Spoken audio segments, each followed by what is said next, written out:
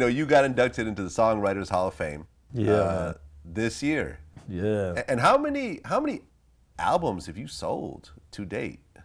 Over 100 million, that's for sure. Over 100 million albums sold. Yeah, with man. a bunch of #1 songs and top 10 songs. It's crazy along the because way. we used to do albums and that's just how it was. I ended up looking at my Wikipedia for something and I was like, holy, so you got to go through all my alphabets to get through the songs. So I'm on my A songs, on my B songs, on my C songs, on my D songs, right? And I started looking, I said, does anybody else have this? I was like, not Max Martin, not nobody. I was like, well, what's the thing? I was like, oh, I was doing albums. I would do all the songs, so 10 songs at a time, 8 songs at a time. And so it just grew my catalog to be pretty crazy, as I was looking at it. And so and for the Songwriters Hall of Fame, you got to be 20 years of records and, it's like only 550 people in there. And it was never something that, for us, it was never something we even dreamed of because it was something that was off of our radar. It wasn't like the Grammy or the Grammy's Hero Award or whatever awards. It's like the Songwriters Hall of Fame belonged to David Foster and Burt Bacharach and Carol Bayer Sayer and, all these kind of people. So it was never really anything on our radar. And they've been trying to switch that up, the actual Hall of Fame has. And Evan Lamberg and Big John Pratt, who just went in as chairman, they're trying to say, hey, you know what, can we get some urban pop, young kids, credibility up in here too, or some rappers or something like that? Because first they was like, nah, no way. So Jay-Z went in first, then Jermaine went in, and then I went in after Jermaine, me and Missy. And it was, being there, I felt like I joined Illuminati. Because it was like every chairman of everything, period. And it was like a secret society, for real. It was just like something like, okay, you finally made it, and congratulations, welcome to be a part of the club, and your life is gonna feel different from this point forward. So, oh, well, thank you, And it was a 50th anniversary, so I didn't get nervous until I started seeing like all the other people on the screens from before, like it's Frank Sinatra, and then it's Billy Joel, and then here's like, Barry Gordy, and then here's, so I'm like, man, this is serious. And they wouldn't even give Barry Gordy a proper award back in the day because I guess, I don't know if it was racism or whatever it was, but they put him in as a publisher. And he's like, how am I getting this as a publisher? I wrote all these songs and you guys aren't honoring me. So they had to go back another year, a few years later, and actually give him his right accolade because it was just that kind of tight and that kind of like secret, like, it's held to everybody else. And being in the room, seeing, it was great because, for one, I had Jermaine induct me, and me and Jermaine's been friends since we were like 17. And us building this city with music and all that stuff has been like a dream. And then for him to induct me into there, it's just like, okay, it's like a movie for real. And to see Missy Elliott, when she came, you could just tell that room wasn't used to this energy, And for me to go in with Cat Stevens, and I'm sitting there, well, how am I going in with Cat Stevens when I used to listen to his records when I was 7? He should have been there a long time ago.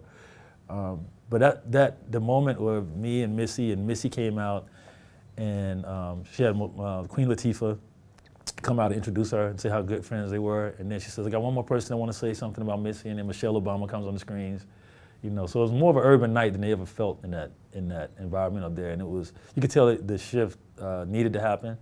You could tell it was time for it to happen, and I think it just opened up now to where you'll see it being a lot more artists like us, a lot more writers and producers, a lot more hip hop acts, writers and stuff should be allowed to be in there if they did great songs, But yeah, I'm still riding on this high. I still feel different from that day.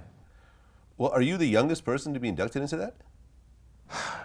Maybe, because I think so. Because everybody, after 20 years and 20, 30 years of songs, and you start looking at Carol Bayer Sayer up there, and I'm like, oh my God, man! I've been like, these are people I listened to as a kid. I wish I could write songs like that, or like, So it was just one of those real surreal moments. And then you got everybody who, it's the first time I ever got a FaceTime from Clive Davis. 2 days before that, things like, hey Dallas. I'm like, what is this about, bro? I talked to you in years. I get a FaceTime from Clive. He's like, oh, congratulations! I'm gonna be there.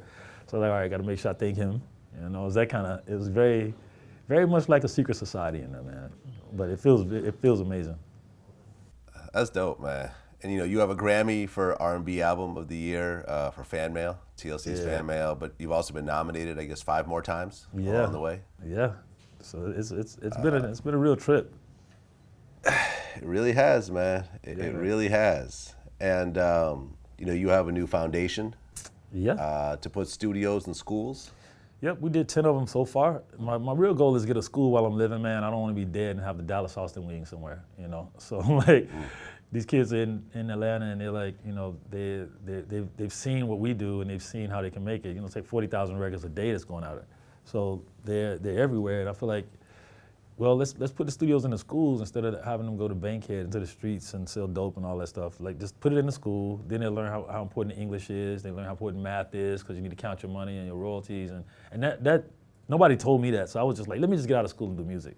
But as I got older, and I started saying, oh man, I should have took more math. I should have, So I tell the kids in the schools, like, your English is important because you got to write the songs and you got to write your raps. So you need a bigger vocabulary. Your money's important, so learn your math. So all these other things go into making a record, and I don't think a lot of us equated those things. We just kind of just flew off the cusp, and that's why you see a lot of people too who either go through bad contracts or go through bad business and everything else, because it wasn't really a structure to kind of teach you that. And so within the studios I'm putting in the schools is one thing, but then I'm trying to really turn it into an academy where kids can learn business and learn music and film and everything else. So that's my big mission. I'm gonna do that while I'm living, though.